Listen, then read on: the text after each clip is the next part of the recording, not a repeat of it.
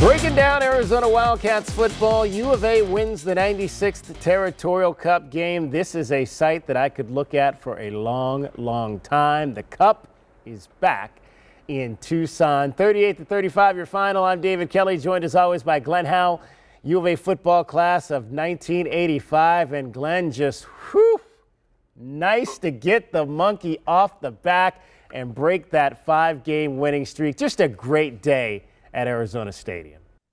It was an awesome day. This is one of my best Sundays of the year, coming in and waking up that we beat the guys up north.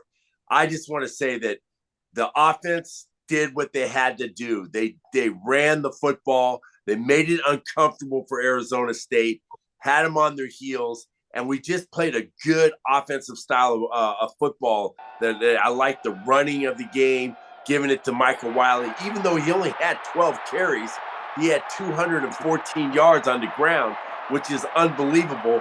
But we did keep them off balance, and they were probably expecting us to throw, and our line did a great job of coming after them. Yeah, that was my big takeaway, Glenn, was just kind of how the Wildcats offense went away from its comfort zone. They did not ride the arm of Jaden Delora in this game. They got on the back of the legs of Michael Wiley and this offensive line, much like you had been imploring them to do all season long. But I want to ask you this question, because that was kind of your mantra all year long, was to run the ball, to shorten the game, when in effect, that's not really what happened in this game. They ran the ball and they were successful with 280 yards, but they still lost the time of possession battle 38-22. So did they really, in effect, shorten the game by running it the way that they did?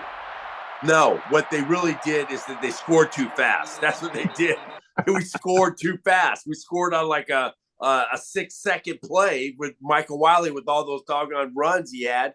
I mean, we really scored really fast. So we did effectively run the ball well, but we did not shorten the game because we scored so fast. That's the reason why. And, when you're scoring, you keep on scoring, well, then you get out of the clock game. Absolutely. And you mentioned the offensive line, and I thought this might have been one of their finest performances of the season. And Glenn, it was really everybody. I mean, I saw every guy on that offensive line, straight to Tanner McLaughlin, make key blocks on some of those big runs. I thought Josh Baker, who I didn't really think played that well in the Wazoo game, I thought he bounced back and played extremely well, kind of leading the charge for that offensive line. And man, Jonah Savianaya, to me, I've talked a lot about Wendell Moe the last few weeks, but Jonah Savianaya on that right guard position, I don't know that we have seen a guard like him at Arizona here in a long, long time. I mean, when I look back over my tenure here, which is now the end of 14 seasons, I think about when I think of the good linemen we've had, they've all kind of been tackles. I don't remember a guard like him. He's got a chance to be a special player. He's got a chance to be, to me, all Pac-12 first team down the line. Yeah, he's not only a road grader, he's also a pass protector. He can do all of it. He can get up to the second level, which is excellent. What a guard needs to do, the inside guys need to do, is get up to the second level. And he's making great double teams with the center and also with the tackle. So he's got that down. He just needs to continue getting better, getting stronger, getting bigger in the weight room, and he's going to be an absolute beast. And because of the way that they just opened those holes, and like I mentioned, it was a group effort, I'm giving every one of those offensive linemen a game ball, Glenn, as well as Michael Wiley. 214 yards, the second greatest rushing performance in the history of the Territorial Cup, behind only Trung Candidate. Man, was that pretty to see, the way, like you mentioned, he broke off, a 71-yard run as well as a 51-yard run for touchdowns. I have to give some kudos also to our receivers. They made some big catches when we needed them. They weren't getting the ball a lot. They weren't, there wasn't a lot of attempts to them, but they were catching the balls when we needed them. And that's where you got to give kudos to them. Because sometimes when you're a receiver used to 8 balls, man, and then all you only get is like 3 and 2 and 4 and sometimes even none, no catches. So that is something that you really have to be able to be focused in the game and do your job on the run game. All right, defensively in this ball game, Glenn, it started out literally on the opening possession. They had 3 negative plays again. Remember the game against Washington State? They had the 3 negative plays in a row. They had 3 negative plays again on that opening possession. 8 more tackles for loss. So, Glenn, that was a grand total now of, was it 23 tackles for loss over the last 3 games of the season. The defense continued what they had been doing down the stretch. Yeah, they try to catch up this game, man. That's what they're trying to do. I'll tell you what, Jalen Harris played a heck of a game, man. The guy played a heck of a game. I know he only had I think he had 6 tackles. He had a tackle for loss, a tackle and a half. I mean, he was just playing his guts out. I really want to give him kudos. He played a great game of being in there and being just a solid plug in that defense on the run game also. And then Eccles did a good job too. I think he played, this is his last game here. I think he did a great job of his containment of Bourguet didn't get out and run too much.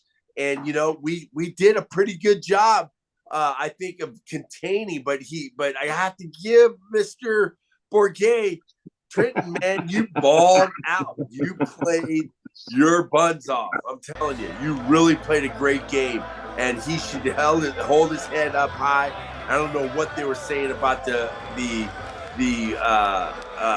article was in the paper the next day that he did not play very well. I mean, he played his guts out. So I got to give him kudos also.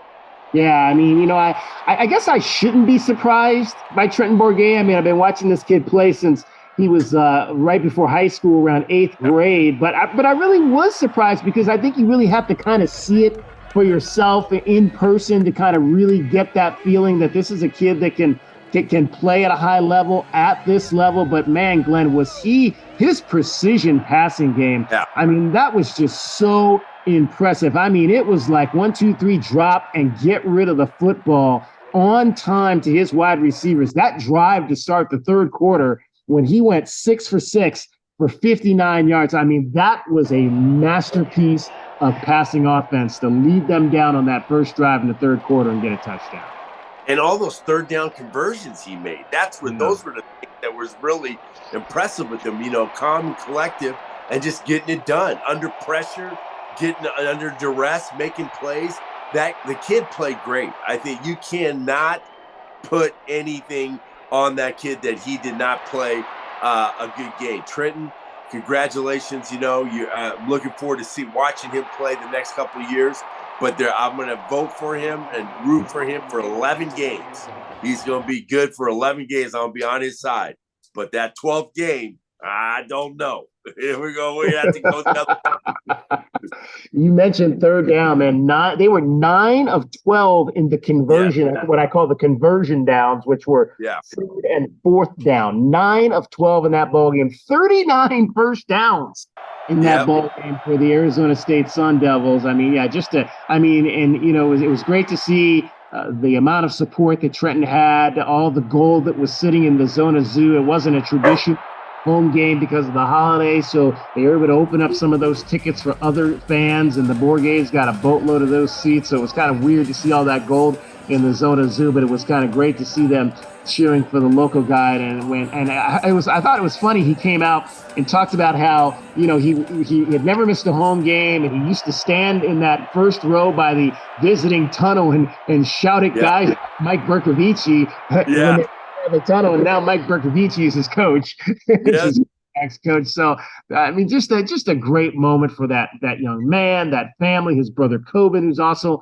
on that team as a walk-on wide receiver, for him to really come up and be able to live up to the moment. But kudos to Johnny Nansen at the end of the game for figuring out a way to get to Trenton Bourguet, Glenn, with 2 fabulous blitzes on those final 2 possessions to get turnovers. Well, they probably were. They had to be surprised because they ain't never seen a quarter blitz. Anybody from the side. I mean, I think we may have done it maybe a couple of times, but that's not in our repertoire. We usually don't do it. We're coming up the middle. And Manu, man, the kid is just making plays, man. The guy is just making plays.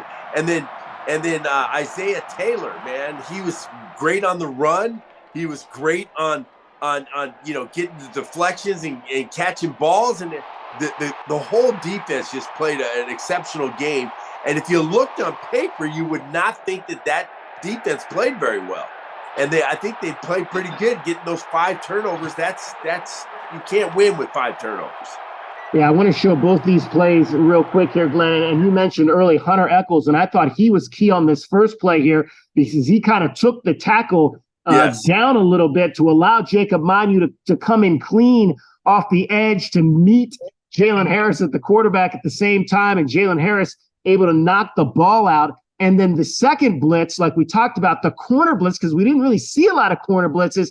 Takario Davis here coming off the edge, and Valade sees him here, but sees him, and then he misses Jacob Manu coming up here, coming right up the middle, and he was able to get his hands on this pass and knock it up into the air and allowing Isaiah Taylor to get the interception. I mean, for a freshman to be able to play down the stretch the way Jacob Manu played. I mean, I call him the last of the Servites because he was really the last of those Servite kids that came onto this roster. But at the end, might have been, I mean, you got to weigh, both he and Territorial McMillan, but his contribution to me down the stretch of this season was equally as good as Territorial McMillan because it helped them win 2 games that a lot of people might have thought they couldn't win. Yeah, and it's great to see a guy, the freshman, no one expecting it, and he's playing, he's starting and excelling. That's a good message for our recruiting. And how good was the recruiting for us in the state by beating Arizona State, man? That was just fantastic. All those kids that are either thinking them or us, man, this is where you want to go. You want to go where the winners are. And this is what we had to do. They could have bragged about. That's why they were killing us in the state. They were really killing us in the state. Now we're going to come back, and we got to get those kids from up in Phoenix, in Tucson, everywhere. All right, so my game balls that I'm giving out, Glenn, on defense, Jalen Harris, who had the big strip sack, also had a strip sack fumble, forced fumble, also had another half a sack in the ball game. Jerry Roberts, who led the team 11 tackles, had a tackle and a half for loss in this ball game. That's what you want to see from Jerry Roberts. Continued to play the game with a lot of injury. I know I've been hard on him about some of the mental mistakes he's made this season, but I always thought that he played hard in every single ball game, just needed to shore things up a little bit mentally. So Jerry Roberts gets a game ball for me. Of course, Jacob Manu, going to give one to Jackson Turner. Got the interception. Also, with stripping the ball from White while he was laying on top of a U of A defense.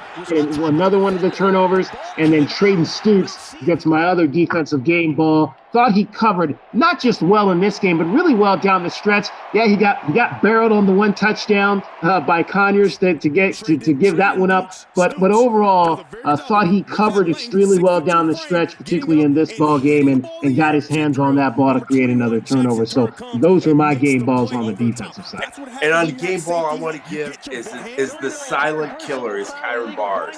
I mean, the kid he fills up, takes 2 guys on.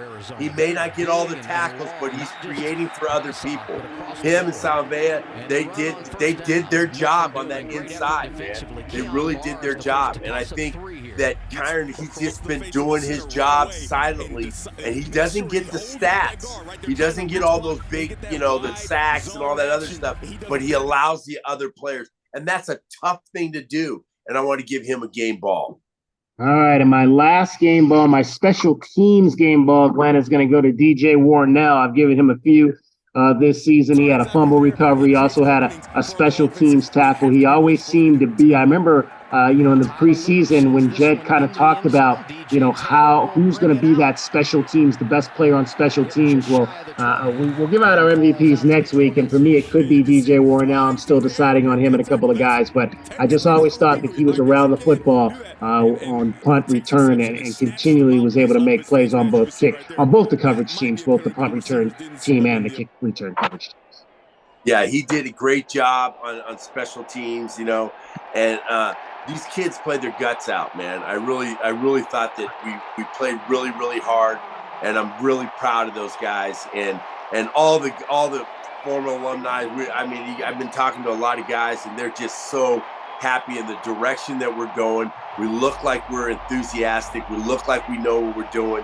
We're trying to do. But the only thing I got to say is we got to continue to run the ball. I mean, that's what we're going to have. Our whole thing is going to be next year. Run the ball. We'll make Jaden even a better quarterback.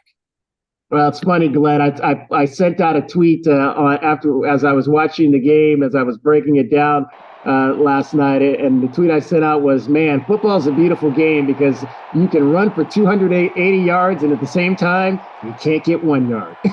Yep, exactly. That 1 yard we needed, man. I'm telling you.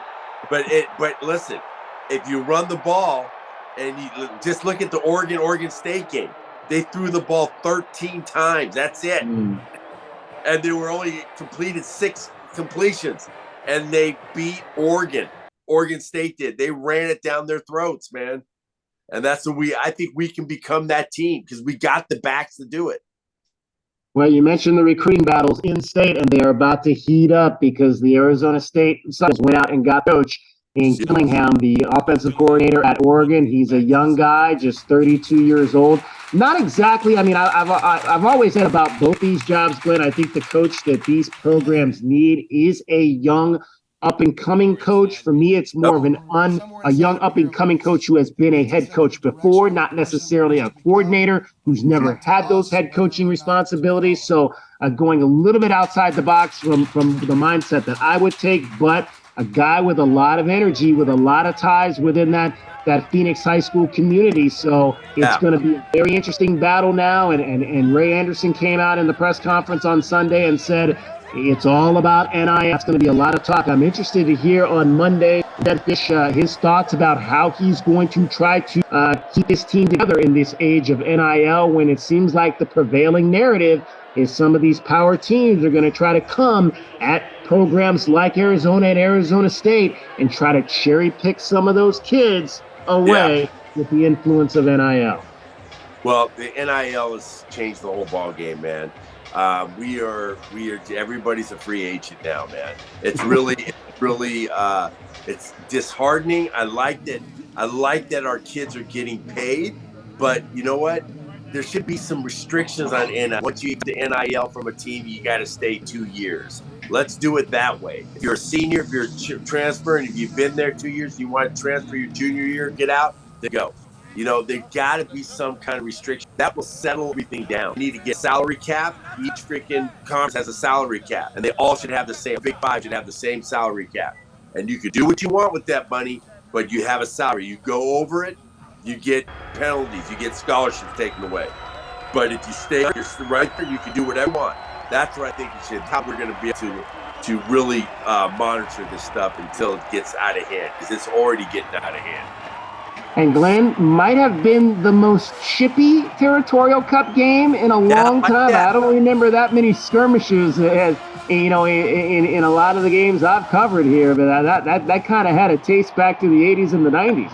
Yeah, I love that. I was watching that on the sideline. They were real chippy, and that's what we have to be. We have to be chippy. And you know what that tells me? At the magnitude of this game. And I think Jed is really pounding that home, that we got to win this game. This game is not only for us to win the game, it's to win the state. We got to win the state. There's too much talent here in Tucson and in Phoenix that we got to get those kids to come here. They got to be coming to Arizona. That's where they got to be able to make their home is at University of Arizona.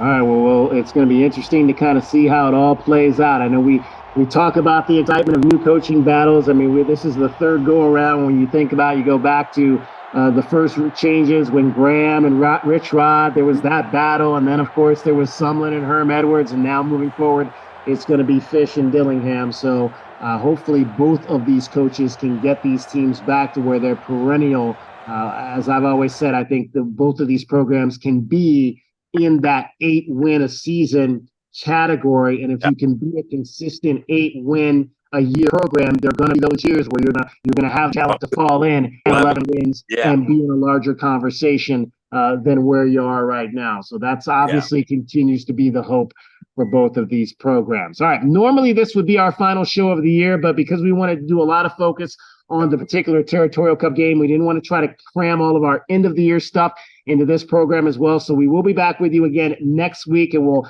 give you our MVPs for the season, as well as kind of have some conversation on what's to come in the off season. Jed Fish will have his press conference on Monday, coming up to his final press conference of the year. And again, kudos to him for doing that, because he's the only coach that I've covered here that's done a post final game press conference. I mean, when Rich Rod and someone were here, the last time we would see them would be at the end of whatever the last game was, and we wouldn't get that day or two day after kind of chance to reset about what was coming up. So again, they've kind of always got a lot of good stuff to talk about, man. He's got a lot of stuff to talk about. After you beat Arizona State and you win 5 games, he's got a lot of stuff to talk about. Good stuff to talk about.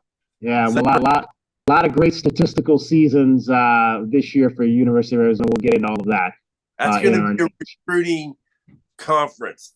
That's what it's going to be. It's going to be a recruiting press conference. You better believe it is. All right, Wildcats beat the Sun Devils 38-35, the 50th win for the U of A football program in the Territorial Cup game. He is Glenn Howell. I am David Kelly. Us here for continuing coverage of Arizona Wildcats football.